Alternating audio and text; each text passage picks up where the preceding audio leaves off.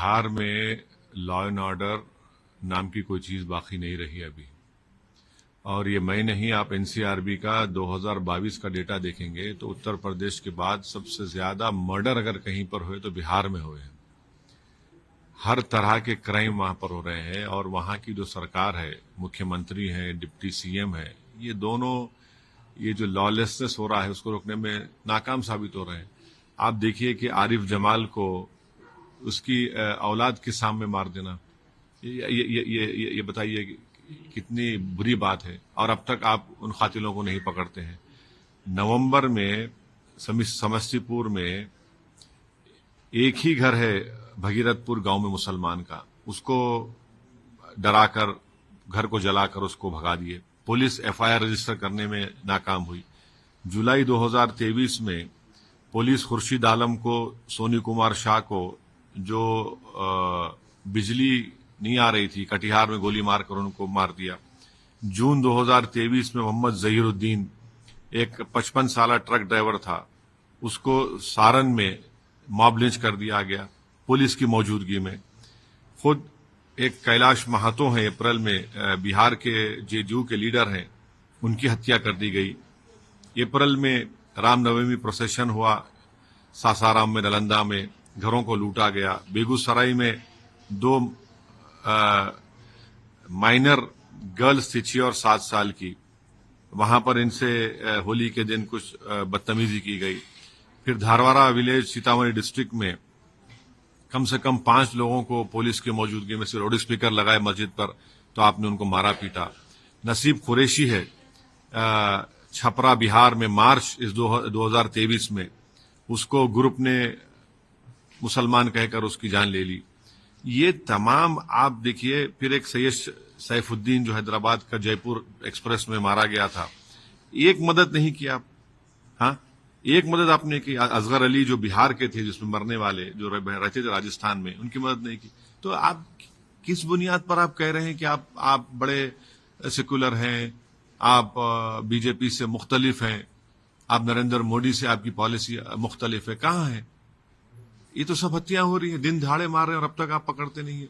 तो ये सब वहां पर एक लॉलेसनेस बढ़ रहा है और जो जिसके दिल में आ रहा है कानून अपने हाथ में लेकर ये सब हत्याएं हो रही हैं, मारपीट हो रही है, जुल्म हो रहा है गरीबों पर, मुसलमानों पर, दलितों पर।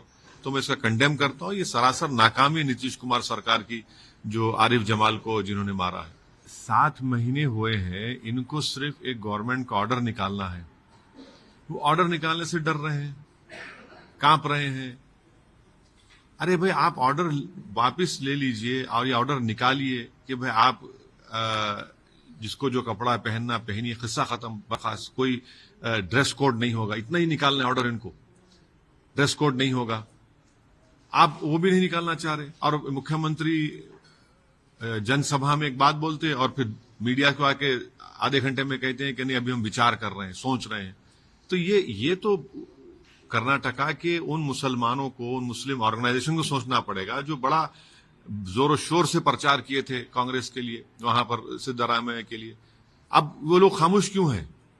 जो लोग हमको गुस्सा करते थे, हम पर तनकीद करते थे, अब वो बोले ना भाई, आपने इनके लिए प्रचार किया, इनको आपने सत्ता दी, तो इनको चाहिए। इनका मुख्यमंत्री एक मामूली सा ऑर्डर निकालने से पसोपेश कर रहा है, घबराहट महसूस कर रहा है, कंफ्यूज हो जा रहा है। जनसभा में एक बात बोलते कि जिसको जो खाना है खाइए, जो पहनना है पहनिए, और फिर फौरन एक आधे घंटे के बाद बोलते नहीं, अभी तो हम फैसला नहीं लिए।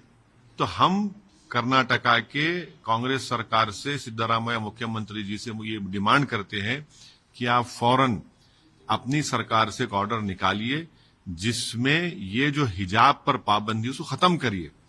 भाई, हिजाब पहनकर भी लड़कियां पढ़ना चाह रही है, उनका तालीम मुतासिर हो रही है, उनकी शिक्षा मुतासिर हो रही है, और क्यों उनको आप रोक रहे हैं हायर एजुकेशन में तालीम हासिल करने से? देखिए, ये जो घटना घटी है ना, इसको जितना भी कंडेम करे कम है।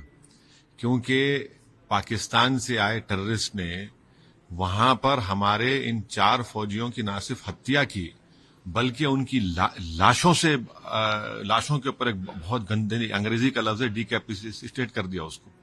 इतना बुरा उनका काम किया।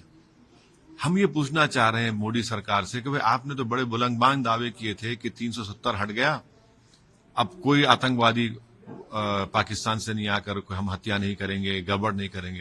भाई सिलसिला खत्म ही नहीं हो रहा है। कश्मीरी पंडित को तकलीफ दी गई, वो कश्मीर छोड़कर जम्मू जा रहे हैं। अब हमारे ही आर्मी के 4 लोगों की लोग हत्या भी करते हैं। हत्या करने के बाद ये जो उनकी लाशों से जो हरकत करते हैं वो कंडेमनेबल है। और फिर उसके बाद वहां पर 5 गुज्जर बकरावाल लोगों को आप उठाते हैं, उनका 29 सेकंड का वीडियो वायरल होता है जिसमें उनको मारा जा रहा है, उनके जिस्म पर जख्म है, मिर्ची डाली जा रही है, और 3 मर जाते हैं और 5 अभी अस्पताल में, 3 सीरियस है। ये कैसा होता है बताइए। यही गुज्जर बकरावाल कम्युनिटी के लोग हैं जो हमेशा आतंकवादियों के खिलाफ लड़ते रहे और हमारी फौज का साथ देते रहे। आप उन्हीं को एलिनेट कर रहे हैं और सिर्फ कंपनसेशन दे दिए, नौकरी दी। अरे अरेस्ट क्यों नहीं करते उन लोगों को? आपकी कस्टडी में, सरकार की कस्टडी में उनकी मौत हुई है। एक तरफ पाकिस्तान के टेररिस्ट आकर 4 सिपाहियों को मारते हैं, उनकी लाशों से इस तरह की हरकत करते हैं, और हम जो है वो उस कम्युनिटी को आइसोलेट करते हैं जो हमेशा हमारे साथ ठहरी पाकिस्तान टेररिस्ट के खिलाफ। और नरेंद्र मोदी की सरकार ने एक गुज्जर बकरावाल को एक MP बनाया राज्यसभा में, और फिर आप ये हरकत करते हैं। तो नुकसान तो किसका हो रहा है इसमें? हम ये दोनों वाकये की कंडेम करते हैं और सरकार से इसका डिमांड करते हैं कि उनको अरेस्ट किया जाए। और जब तक आफ्सपा रहेगा, इन खातियों के खिलाफ कोई एक्शन नहीं लिया जाएगा।